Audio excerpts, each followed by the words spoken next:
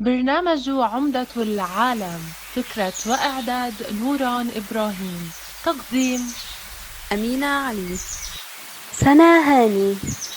نوران إبراهيم. احمل مسؤوليتها، كن من حلولها، كن عمدة العالم. Hello everyone, good evening. This is Nuran Ibrahim and you are listening to the Sheriff of the World, Umdatul Alam. Today we're going to continue discussing a brief of the C20 summit held in Saudi Arabia starting from yesterday, the 6th of October, and it will continue till 10th of October next Saturday. Now, I'm going to introduce for you the two sessions that our representatives has attended today in the summit. The first one titled as shown, Global Citizens in the Age of Populism. From the title, you can guess that it's actually talking about how to promote and develop global citizenship education. The session actually had many speakers, distinctive speakers, talking about the importance of global citizenship and how to promote it and develop it. The first speaker we had, Paola Berbeglia. Paola Berbeglia is actually a scientific coordinator and consultant of the Lysia Region Labor Department for Regional Programs, financed by IMF Fund, which aims at improving the social and professional inclusion of migrants, especially women and young adults. She said that homogeneity of people is what is needed to promote global citizenship. By homogeneity, she means that it should not only be among different nationalities, but also among people from different classes within the same nation. Also, increasing the sovereignty of nation state and the civil community is very important to achieve this global homogeneity. We had also another distinctive speaker, Michael Sheldrick. He said that global citizenship is considered as an enemy to nationalism, and this is not actually true in his point of view, because global citizenship should be a part of nationalism. For example, during the pandemic, in order for the vaccine to disseminate all over the globe and be available for everyone, there must be a global identity for everyone to be safe. Also, Michael said that racism, Islamophobia, and similar traits lead to the loss of this global homogeneity we aim for. A third speaker that also had a very important highlights to add for this session was Uthman Al-Muammar. Uthman Al-Muammar also added that people might raise a question about why are we having global cooperations when we can't even be respected within our nations, when we can't even have enough food on our tables. This question, in Uthman's point of view, might be raised due to the ignorance of people about the importance of global cooperation. He said that many people don't even know about the United Nations, abbreviated as the UN, and the SDGs, the Sustainable Development Goals, as well as other global NGOs that aim for global well-being.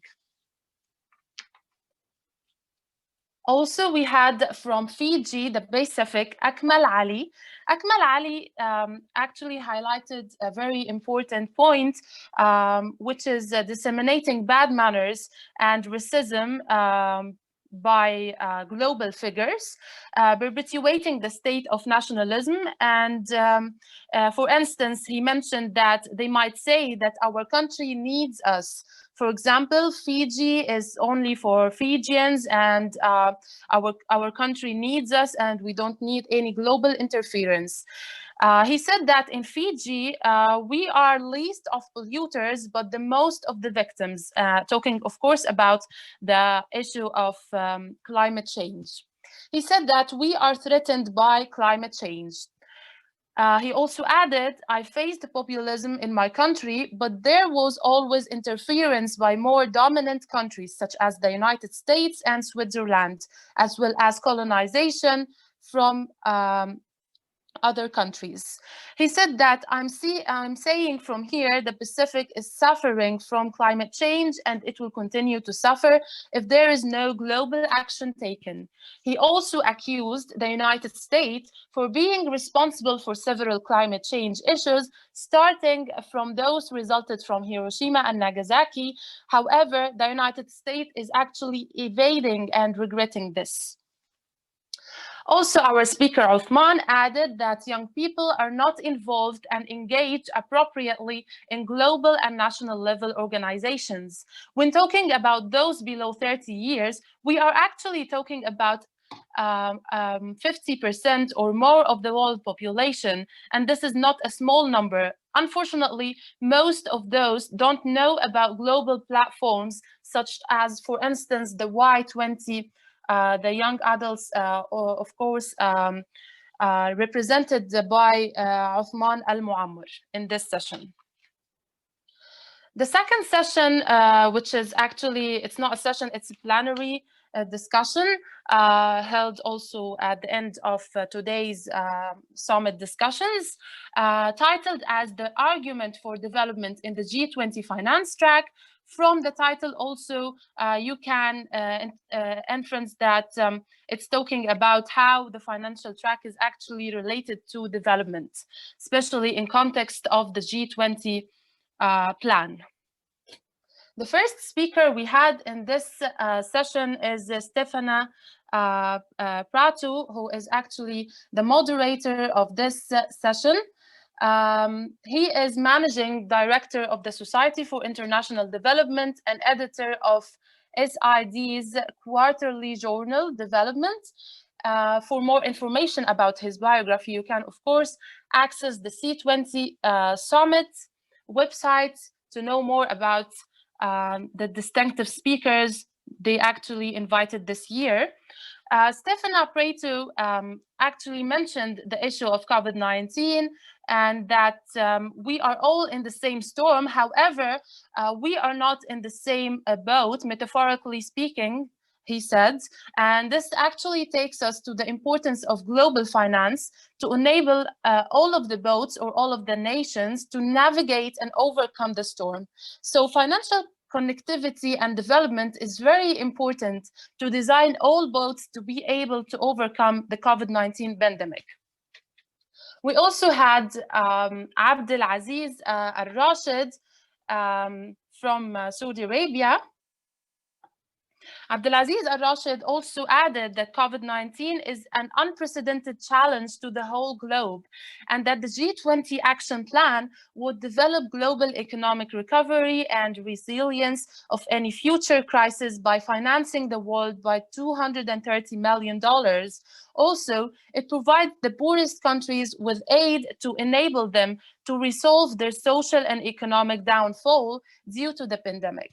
Also, he added that the G20 health and finance ministers stress on the need for collective action in order to build equitable access for everyone on the globe to get the vaccine and essential needs all over the world. We should exploit also the pandemic in his point of view and consider it as an opportunity, not a burden, to promote international trade and promote resilience of global financial systems. He concluded that the G20 will continue supporting global integrity and economic cooperation. Another speaker, Wolfgang, who is actually a state secretary at the Federal Ministry of Finance. His portfolio includes policy planning and strategy, economic and fiscal policy strategy, and international economy and finance.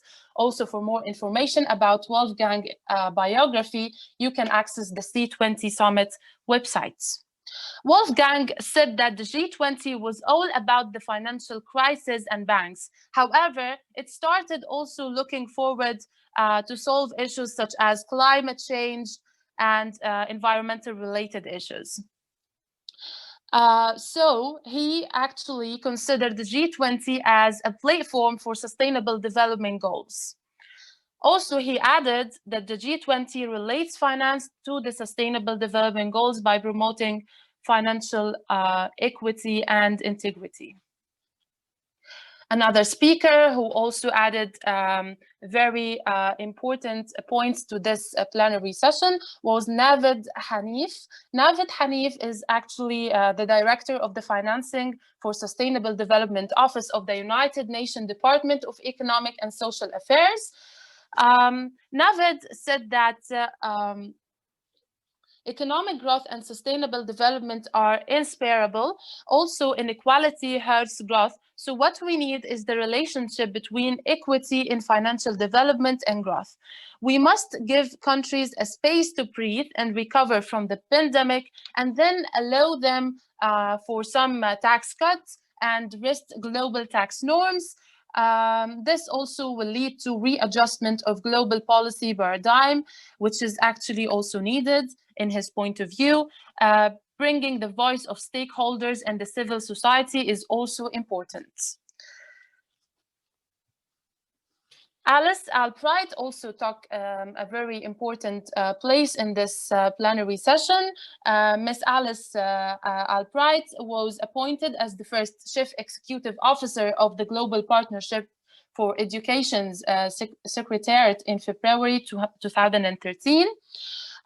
She added that the education boat, in her point of view, metaphorically using also the word boat, is facing a special storm, saying that 94% of the global students were impacted by COVID-19 pandemic.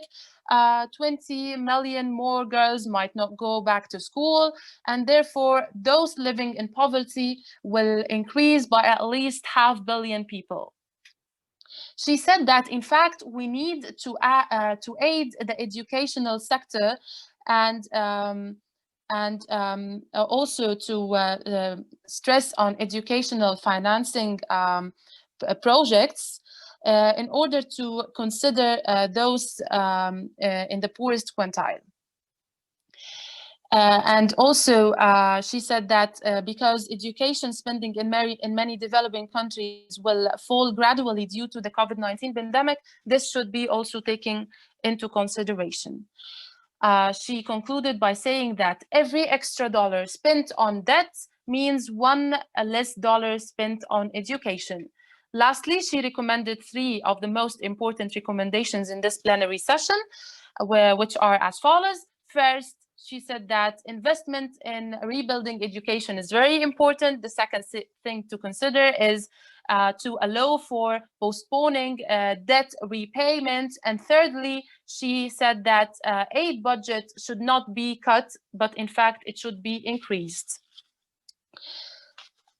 Susan Ruiz, also another speaker in this session, who is a global lead on tax justice, added that inequality approached to a very high level during the COVID-19 pandemic, and that we need to preserve a sustainable tax revenue without adding pressure on the most vulnerable quintile affected. Also, we need to make right choices and right recommendations, and that there is no more time to waste. Concluding, of course, these 2 important sessions, I need also to know your own opinion about global citizenship and global identity. What do you think? Is it actually against or with nationalism? Please, if you have any other recommendations about the importance of global citizenship, are you with it or against it? Please don't hesitate to comment below. Also, don't forget to share this episode and use the hashtags C20 Summit, Umdatul Alam, and the Sheriff of the Worlds.